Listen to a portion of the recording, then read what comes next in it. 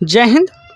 कल हम लोग पढ़े थे सिंधु घाटी सभ्यता के बारे में और आज पढ़ने वाले हैं वैदिक सभ्यता के बारे में। ओके देन, सिंधु घाटी सभ्यता के बारे में क्या क्या चीज़ हुआ वो तो हम कल देख लिए थे।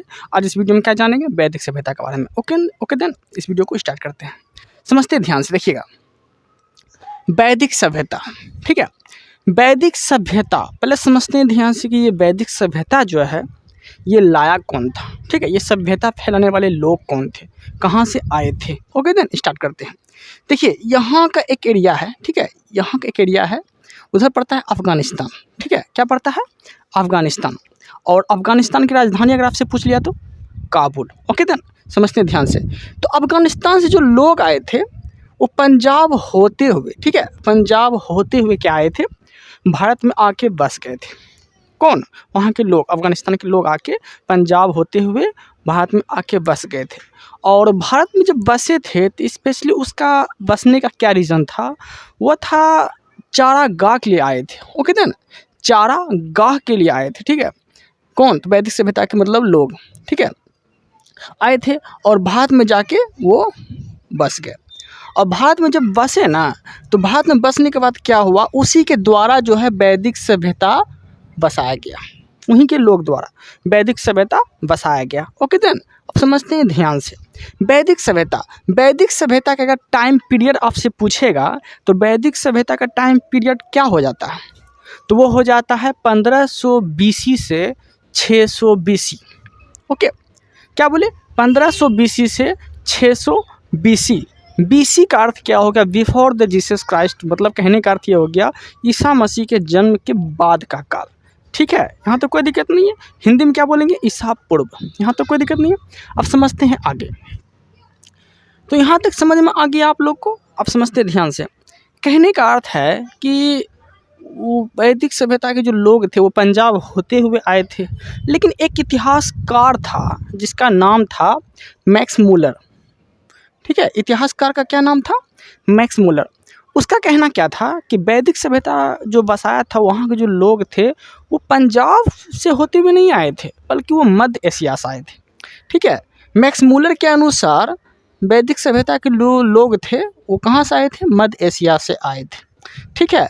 और वहाँ के लोग को क्या बोलते हैं? आर्य, ठीक है, आर्य बोला जाता है।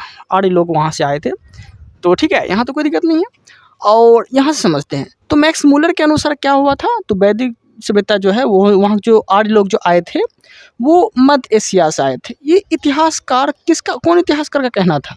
मैक्स मूलर का कहना था यह। ओके, लेकिन आए कहाँ थे? पंजाब से होते हुए आए थे। अब समझते हैं ध्यान से। वैदिक सभ्यता को दो भागों में बांटते हैं हम लोग, ठीक है। वैदिक सभ्यता को दो भागों में बांटते हैं। कौन कौन? तो समझते हैं ध्यान से। एक होता है उत्तर वैदिक काल, एक होता है एक होता है ऋग वैदिक काल, एक होता है उत्तर वैदिक काल, ठीक है। एक क्या होता है? एक होता है ऋग वैदिक काल, एक होता है उत्तर वैदिक काल। यहाँ तो कोई दिक्कत नहीं है। ऋग वैदिक का अगर टाइम पीरियड पूछेगा आपसे तो कितना हो जाता है? 1500 BC से 1000 BC। BC का अर्थ आपको समझा दिए थे, बिफोर द जीसस क्राइस्ट, ईसा पूर्व। ओके, और उत्तर वैदिक काल का टाइम पीरियड अगर आपसे पूछेगा तो 1000 BC से 600 BC। ये उत्तर वैदिक काल का टाइम पीरियड था। ओके देन, अब समझते हैं ऋग वैदिक काल। ऋग वैदिक काल में क्या क्या व्यवस्थाएं थी। ओके देन, समझते हैं ध्यान से। तो पहले ऋग वैदिक काल में हम लोग जानेंगे प्रशासनिक इकाई के बारे में, ठीक है। प्रशासनिक इकाई, तो ऋग वैदिक काल में जो प्रशासनिक इकाई थी वो 5 प्रकार की प्रशासनिक इकाई थी, ठीक है। प्रशासनिक इकाई कितनी थी? तो 5 प्रशासनिक इकाई थी, ठीक है। और अगर प्रशासनिक इकाई की अगर बात बोलेंगे कि प्रशासनिक इकाई में 5 प्रकार की जो प्रशासनिक इकाई थी वह कौन कौन थी, तो यहाँ समझते हैं। देखिए, वह कौन कौन थी? तो पहला था कुल, जिसे हम परिवार भी बोलते हैं। प्रशासनिक इकाई में पहला क्या था? कुल, जिसे हम परिवार भी बोलते हैं। ओके, दूसरा क्या था? ग्राम। दूसरा क्या था? ग्राम। और तीसरा क्या था? विष। तीसरा विष था। और चौथा क्या था? तो जन। और पांचवा क्या था, तो वो था राष्ट्र। ठीक है, प्रशासनिक इकाई देख लिए हम 5 प्रकार के थे, कौन कौन, तो कुल या परिवार इसी को बोला जाता है, फिर ग्राम, फिर विश्व, फिर जन, फिर राष्ट्र। यहाँ तक कोई दिक्कत नहीं है आप लोग को, आप समझते हैं ध्यान से। अगर आपसे पूछेगा सबसे ऋग्वैदिक काल की सबसे छोटी इकाई आप किसे बोलेंगे, तो वो बोलते हैं कुल को। ठीक है, कुल को बोलते हैं, और कुले को बोला जाता है परिवार।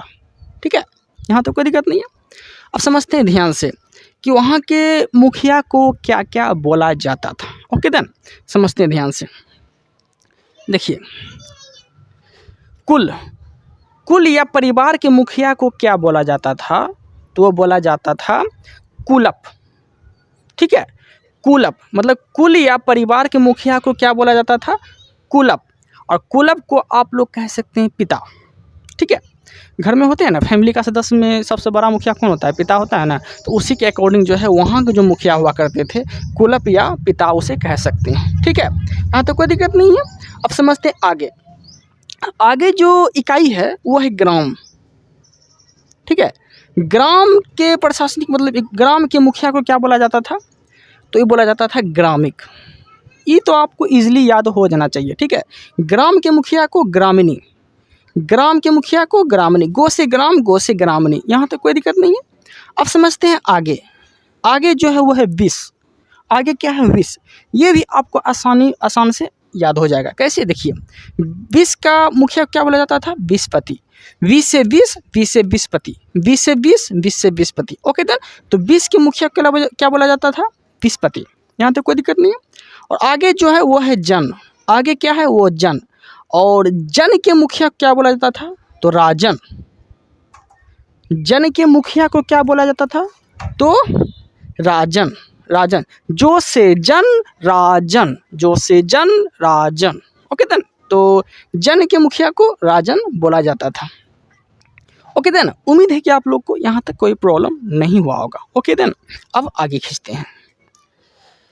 ठीक है, अब समझते हैं ध्यान से। देखिए, अब यहाँ आते हैं। ठीक है, अब यहाँ आते हैं। ऋग्वैदिक काल में एक होता था रत्नी।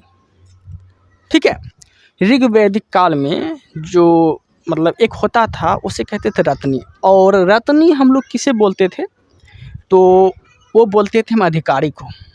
ठीक है, ऋग्वैदिक काल में एक होता था रत्नी, और रत्नी को क्या बोलते थे, तो वो बोलते थे हम लोग अधिकारी। ठीक है, और आगे देखने वाले हैं कि अधिकारी का क्या क्या काम होता था।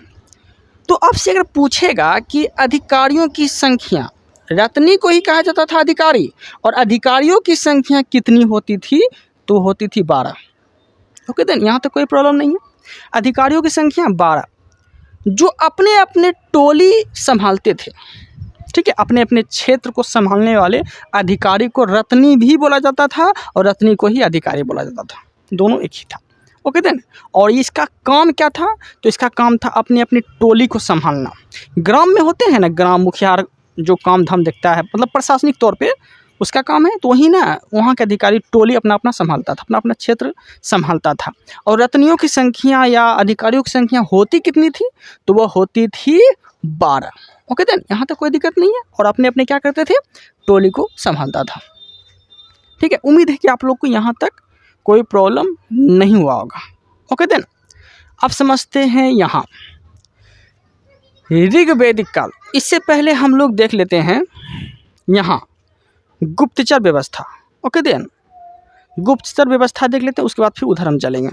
देखिए, ऋग्वैदिक काल में गुप्तचर व्यवस्था जो हुआ करता था, ठीक है, उसे क्या बोलते थे, उसे बोलते थे पूरब और स्पष्ट कहते थे। क्या बोलते थे, पूरब और स्पष्ट भी कहते थे। ओके देन, यहाँ तो कोई दिक्कत नहीं है। अब समझते हैं ध्यान से कि ये पूरब जो था गुप्तचर होता था, और पूरब का काम क्या होता था, तो ये ना इसका काम क्या होता था, ये दुर्गपति किले की निगरानी रखता था। ठीक है, ऋग्वैदिक काल में गुप्तचर एक विभाग हुआ करता था, उसमें एक पूरब हुआ करता था। तो पूरब का जो काम हुआ करता था, उसका काम क्या था, तो दुर्गपति क्या बोलता था, दुर्गपति किले की निगरानी करना। ओके देन, दुर्गपति किले की निगरानी कौन करता था, तो वह करता था पूरब। उम्मीद है कि आप लोग को यहाँ तक कोई दिक्कत नहीं हुआ होगा। ओके देन अब देखते हैं हम लोग दूसरा नंबर स्पर्श। ठीक है, स्पर्श का क्या काम हुआ करता था वो देख लेते हैं। तो स्पर्श का जो काम होता था ना, वो होता था जनता की गतिविधियों की निगरानी रखना।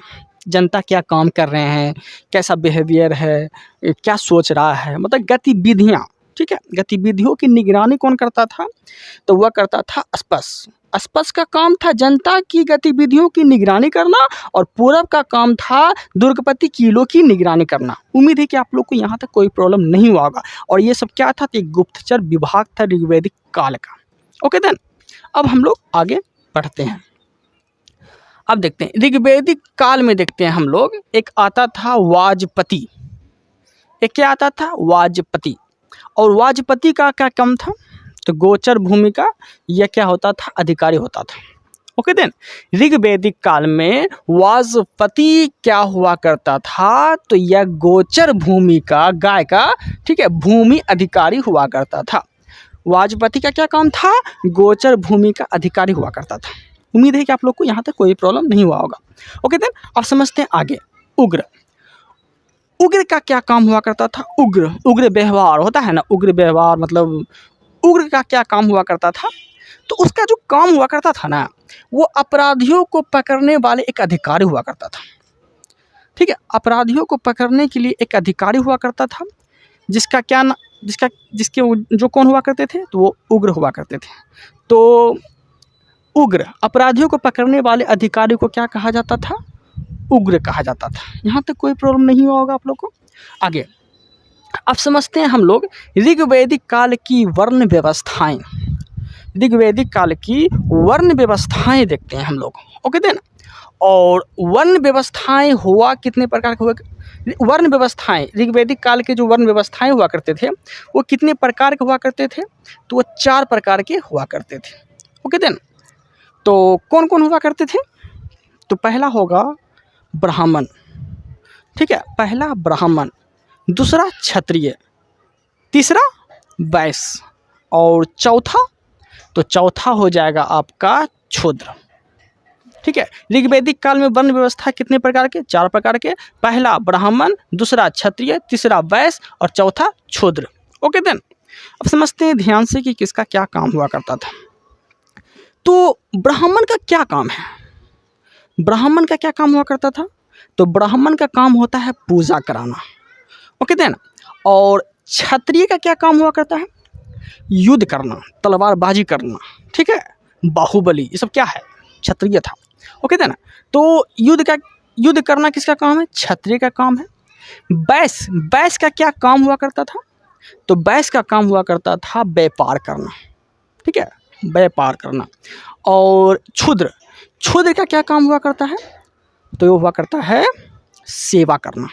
सबसे बड़ा कर्म क्या है? सेवा करना। अगर आप किसी की सेवा करते हैं तो सबसे बड़ा कर्म है आपका। ओके देन समझते ध्यान से। अब आगे कहा जाता है ब्रह्मा के मुख से अगर किसी का जन्म हुआ है तो वह हुआ है ब्राह्मण का। ठीक है, ब्रह्मा के मुख से किसका जन्म हुआ है? तो ब्राह्मण का। ब्रह्मा के भुजाओं से किसका जन्म हुआ है? तो वह हुआ है क्षत्रिय का। ब्रह्मा के भुजाओं से किसका जन्म हुआ है? तो वह हुआ है क्षत्रिय का। और ब्रह्मा के जांघों से किसका जन्म हुआ है? तो वह हुआ है वैश्य का। ओके देन ब्रह्मा के जांघों से वैश्य का। ब्रह्मा के चरणों से किसका जन्म हुआ है? तो वह हुआ है शूद्र का। मुख से ब्राह्मण का, भुजा से क्षत्रिय का, जांघों से वैश्य का और चरणों से शूद्र का जन्म हुआ है। ओके देन उम्मीद है कि आप लोग को यहाँ तक कोई प्रॉब्लम नहीं हुआ होगा। ओके देन अब आगे देखते हैं ऋग्वैदिक काल में जो वर्ण व्यवस्थाएं थी, आपसे पूछेगा ऋग्वैदिक काल में जो वर्ण व्यवस्थाएं थी वो किसके ऊपर आधारित थी?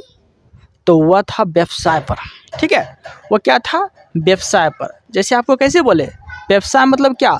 ब्राह्मण का क्या काम था? पूजा कराना। क्षत्रिय का क्या काम है? तलवारबाजी करना, युद्ध करना। ठीक है, और वैश्य का क्या काम है? वैश्य का क्या काम है? व्यापार करना। और शूद्र का क्या काम है? तो वह काम है सेवा करना। तो ये सब क्या था, ऋग्वैदिक काल में वन व्यवस्थाएं जो हुआ करते थे वो व्यवसाय पर आधारित हुआ करते थे। ओके देन, उम्मीद है कि आप लोग को यहाँ तक कोई प्रॉब्लम नहीं हुआ होगा। अगर प्रॉब्लम होता भी है ना, तो आप लोग कमेंट करके बोल दीजिएगा कि यहाँ प्रॉब्लम मुझे हो रहा है। ओके देन, उम्मीद है कि आप लोग को मेरा कंसेप्ट पढ़ाया हुआ पसंद आया होगा। नहीं भी आता है तो आप बोलिए, आपका अधिकार है। ओके देन, इस वीडियो में इतना ही, मिलते हैं हम लोग अगले वीडियो में। आप लोग को मेरा कंटेंट अगर थोड़ा सा भी पसंद आ रहा है तो चैनल को सब्सक्राइब कर लीजिएगा। Thank you, thanks for watching.